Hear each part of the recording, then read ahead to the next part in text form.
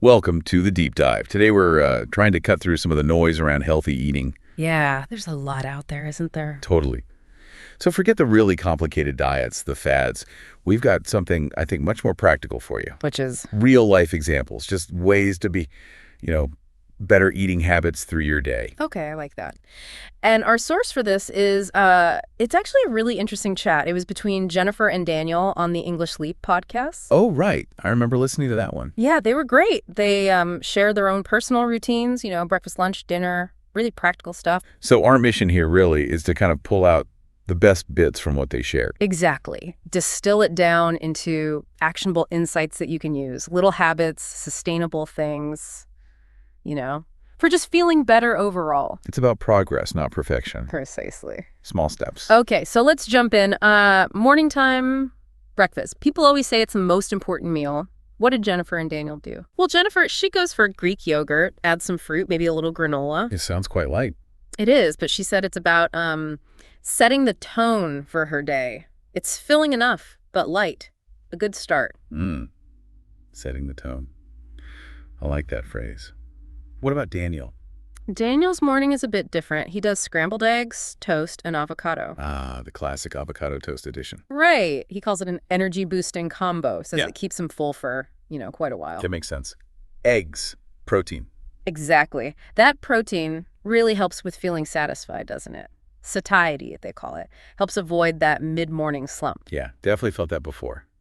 So a big takeaway from them seems to be don't skip breakfast. Absolutely. That, and maybe steer clear of those really sugary cereals first thing. Why was that so important for them? Well, their thinking was pretty straightforward. It helps avoid low energy later on and potentially overeating because you got too hungry. Right, that energy roller coaster. Sugar high, then the crash. Precisely. Those sugary cereals, they give you that quick spike, then bam, you're crashing and probably reaching for something else unhealthy. Whereas the eggs or the yogurt give more sustained energy. Exactly. A much more gradual release.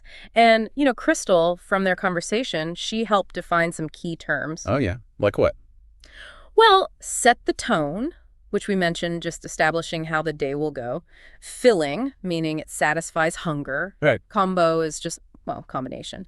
And skipping meals, which is pretty self-explanatory, but crucial here. Seeing how Jennifer and Daniel actually use those ideas makes them much easier to grasp, doesn't it? Totally. Real-world examples. Okay, let's move on. Midday, lunchtime.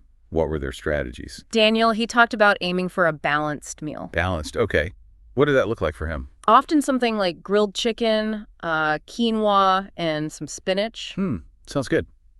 Protein, whole grain, greens. Yeah, he was quite specific about getting those components. He felt it really fueled his afternoon, kept him going. It sounds very intentional. I think it is. A balanced lunch like that, it helps keep your blood sugar stable, gives you the nutrients you need to, stay focused. So when we say balanced, we mean a mix of things. Generally, yeah. Good protein source, some healthy carbs like those whole grains, and definitely vegetables. Right. And Jennifer, what was her approach? Busy schedule, maybe? Yeah, hers sounded really practical for a busy day, often a homemade wrap or maybe a salad.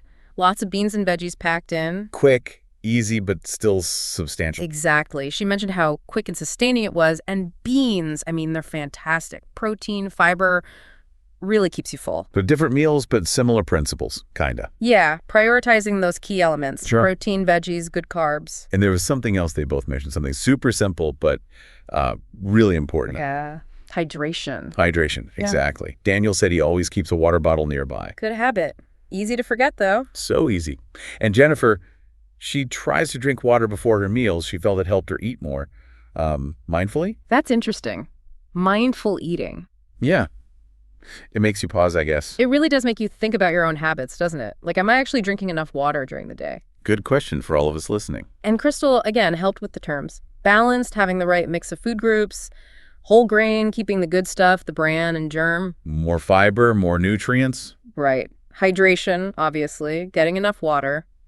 And mindfully eating, just paying attention. That idea of drinking water before a meal, it could help tell if you're thirsty or actually hungry, maybe? Yeah, potentially. Leading to more, conscious choices about what and how much you eat. Okay, fascinating stuff. Let's shift to the end of the day. Dinner. Evening eating. Right. Jennifer mentioned this is her time to wind down. Wind down, okay. Yeah. How did her meals reflect that? She tries to eat earlier in the evening, often something like stir-fried vegetables with tofu, maybe a light pasta. So lighter options and earlier. The timing seems key. Definitely. And the cooking method, stir-fried, usually means less heavy oil. And Daniel. Similar vibe. Very similar. He also aims for an earlier meal, typically fish or chicken, maybe with roasted vegetables. Roasted, okay. Another lighter cooking method. Exactly. And he specifically said avoiding eating late helps him sleep better. Ah, the digestion connection. Makes sense. Eating a big meal, then lying down, probably not ideal. Not usually, no. Giving your body time to digest before sleep can make a real difference to sleep quality. It's worth thinking about. And what about after dinner? Did they talk about snacking? They did. Jennifer tries not to overdo the snacking, but she's realistic. So if she does get hungry, She reaches for something healthy, like a banana or maybe just a few almonds. smart choices. Not total restriction, but thoughtful alternatives. That's a great way to put it. Have healthy options ready so you're not just grabbing whatever is easiest, which might not be the best choice. And Crystal's definitions here. Yep. To wind down, basically relax, prepare for rest. Stir-fried and roasted are those cooking methods we talked about. Got it. And a snack, just that small bit of food between main meals. Pretty clear, right? Yeah, and seeing them in the context of Jennifer and Daniel's evening routines makes them really practical. Absolutely. Real-life application. So let's try and bring this all together. We've done this deep dive into building healthier eating habits, all based on Jennifer and Daniel's actual experiences. Yeah, looking at breakfast, lunch, and dinner. Right. Starting strong with breakfast, finding that midday balance, keeping hydrated. And then winding down with lighter, earlier dinners. It really seems to boil down to those small, consistent choices, doesn't it? Not some huge, dramatic diet change. Exactly. And for you listening, the idea isn't that you have to suddenly do everything perfectly. No, definitely not. It's about seeing how Jennifer and Daniel built routines that support their well-being and thinking maybe you could gradually add one or two similar things into your day. So here's maybe a final thought for you to chew on. Thinking about everything we've discussed, the protein at breakfast, the balanced lunch, the water, the lighter dinners, which small shift feels most doable for you? Good question. Like, what's one thing you could realistically try starting today or tomorrow? And just imagine what difference might that one change make to how you feel, your energy. Yeah, it's definitely worth reflecting on your own patterns, isn't it? See where a little inspiration from Jennifer and Daniel might fit in. Just something to think about. Okay, let's unpack this. For this deep dive, we're looking at podcast sign-offs. You know, that bit right at the end. Right. It seems like just a goodbye, but there's more to it than you might think. Exactly. We've got some material here suggesting they're actually pretty key for listener engagement. Yeah, actionable stuff. So our mission really is to figure out how these closing moments can genuinely encourage interaction and, help a show grow. It's kind of amazing, isn't it, how much potential is packed into those last few seconds. It's not just ending things. No, it's strategic. So the material kicks off with a pretty standard line, something like, "And that's a wrap. Thanks for tuning in. Hope you got something valuable." You hear that a lot. It's polite, sets a nice tone, basic courtesy. Right, standard procedure. But it seems like what comes next is where the real strategy lies. That's spot on. That friendly closing is good, but it's the specific things after that which really nudge the listeners to act. Okay, first up, the follow or subscribe reminder. We all hear it constantly. But why is it really effective? Beyond just, getting more numbers. Well, think about it from the listener's side. Subscribing or following, it just makes life easier, right? Okay. It means the next episode just shows up. No hunting around. Yeah. So you're more likely to keep listening. And for the show, well, that's steady audience growth. It shows people are sticking around. Yeah, that makes total sense. Less friction, more loyalty. Okay, then there's the ask to leave a rating or review. I admit, sometimes I just skip past that part. We probably all do sometimes. Yeah, but the material really stresses how important this is for discoverability, for new people finding the show. Why is that? Think about how you find new stuff. Recommendations matter, right? Social proof, positive ratings, good reviews. They're like digital word of mouth. They signal to someone browsing, hey, this one's worth your time, especially when there are just so many options out there. Got it. Okay, this next bit is interesting, mentioning social media or a website. For behind-the-scenes content updates and more.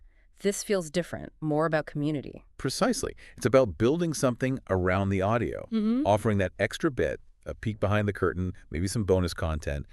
It deepens that connection. It's giving more value, turning passive listeners into, active members of the show's sort of world. Yeah, an invested community. I like that.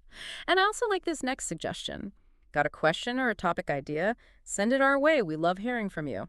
That's a direct invitation. It completely changes the dynamic, doesn't it? How so? It makes it feel like a two-way street, not just us talking at you.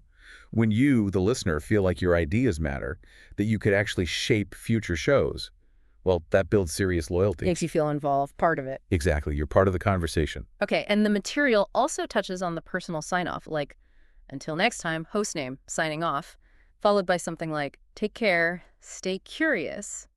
How do these little touches work? They add personality, warmth. Using a name makes it feel, well, more personal, less anonymous.